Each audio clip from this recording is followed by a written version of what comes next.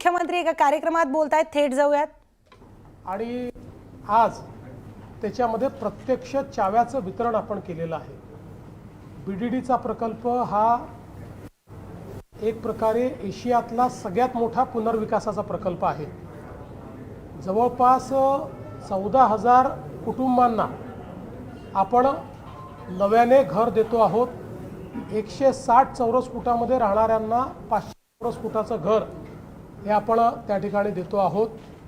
आणि मला या गोष्टीचा आनंद आहे की वर्षानुवर्ष बीडीडीचा प्रकल्प होईल असं म्हटलं जायचं, पण ते होत नव्हतं। 2014ला आमचं महायुतीचं सरकार आल्यानंतर मी हा निर्णय घेतला की विकासकाच्या ऐवजी म्हाडाने हा प्रकल्प करावा।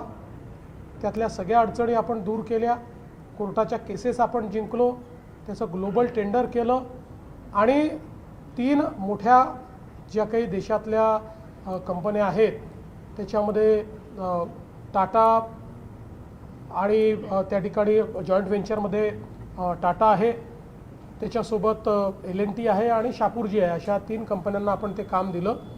आणि आज आपण पाहू शकतो की जी बिल्डिंग बनलेली आहे ती अनेक वेळा रिहॅबची बिल्डिंग ही थोडी कमी दर्जाची बनते, पण अतिशय दर्जेदार अशा प्रकारचे आपण हे फ्लॅट्स त्या ठिकाणी दिलेले आहेत।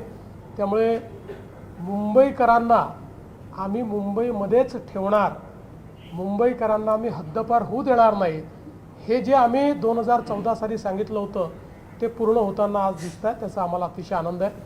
आज इकडे MMRDA देखील आपण 2 महत्त्वाचे ब्रिज जे एकीकडे BKCला डिकंजेस्ट करणार आहे आणि दुसरीकडे आपले जे ईस्टर्न सबब्स आहेत त्यांना वेस्टर्न एक्सप्रेसवेशी जोडणार आहेत, किंवा ईस्टर्न सबब्सच्या लोकांना एअरपोर्टमध्ये जाण्याकरता त्याच्यातनं मोठ्या प्रमाणात फायदा होणार आहे। धारावी किंवा चेंबूर इकडची कनेक्टिव्हिटी त्याच्यामुळे वाढणार आहे। अशा प्रकारचे 2 प्रकल्प, ज्यातला एक प्रकल्प इंजिनिअरिंग मार्वल आहे की ज्यामध्ये जवळपास 1 किलोमीटरचा केबल स्टेड कर्व हा पहिल्यांदाच कुठे निर्माण झाला असेल अशा प्रकारचा प्रकल्प आपण केलेला आहे। आज दुसरी आनंदाची गोष्ट आहे की आजपासनं कोस्टल रोड हा आपण 24 तास खुला त्या ठिकाणी करतो आहोत। 24 आवर्स तो लोकांना वापरता येईल। आणि मी लोकांना विनंती केली आहे की जरूर तो वापरा, पण त्याच्यावर रेसिंग करू नका, कारण आमचे कॅमेरे त्याच्यावर लागलेले आहेत। त्यामुळे रेसिंग करणाऱ्यांवर निश्चितपणे कॅमेऱ्याची नजर असेल। सगळ्यांनी रिस्पॉन्सिबली ड्रायव्हिंग करावं अशी देखील विनंती सर्वांना आहे। आणि त्यातही अजून आनंदाची गोष्ट आहे की पहिला टप्पा म्हणजे प्रोमोनाड, आपण आता त्याच्यावरचे 5.5 किलोमीटरचे प्रोमोनाड आज सुरू केलेले आहेत। हे प्रोमोनाड आहेत, त्या ठिकाणी भुयारी मार्ग देखील आहेत, बायो टॉयलेट्स देखील आपण त्या ठिकाणी लावतो आहोत। त्यामुळे आणि सायकल ट्रॅकही तयार केला आहे।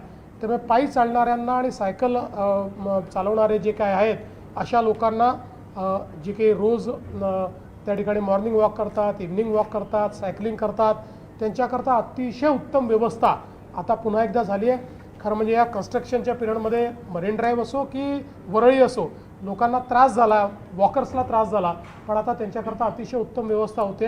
आणि लवकरच आता उरलेला जो सगळा महत्त्वाचा भाग आहे त्या ठिकाणी गार्डन्स जे आपल्याला तयार करायचे आहेत, उद्यानं जी तयार करायची आहेत, हिरवळ जी तयार करायची आहे, त्याचे कामाला सुरुवात आम्ही करणार आहोत। सर, मुंबईकरांसाठी वेगवेगळ्या योजनांचा शुभारंभ झाला, परंतु राज ठाकरे असं म्हणतात की मुंबईमध्ये 2 जे ठाकरे बंधू आहेत त्यांचेच पक्ष मजबूत आहेत, बाकीचे इतर पक्षांची ताकदच मुंबईत नाही असं म्हटलं। असं आहे की 2014च्या विधानसभेत मुंबईमधला सगळ्यात मोठा पक्ष भाजप होता। 2019च्या विधानसभेत मुंबईमधला सगळ्यात मोठा पक्ष भाजप होता। 2024च्या विधानसभेतही मुंबईमधला सगळ्यात मोठा पक्ष भाजपच आहे। अर्थात कोणाला आपला पक्ष मोठा वाटत असेल तर मला काही त्याच्यात हरकत घेण्याचं कारण नाही, प्रत्येकाला अधिकार आहे आपल्या पक्षाला मोठं म्हणायचं।